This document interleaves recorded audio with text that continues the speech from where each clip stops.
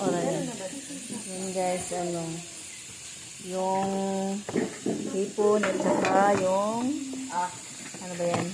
Pusit. Then, ito yung guys, guys. Nasaan na yung iba? Ay, ito na. Yan guys. Yan ito, atay ng baboy. Baka. Baboy. Mamoy. Baboy. Ano, baboy pa rin. Saka ito yung sausage namin guys. Galing ito ng Japan guys. Yan. Kaya yummy yan. Yan. Chicken. Yan guys. Palibre ng mga anak ko yan guys. Kaya very thankful mga anak.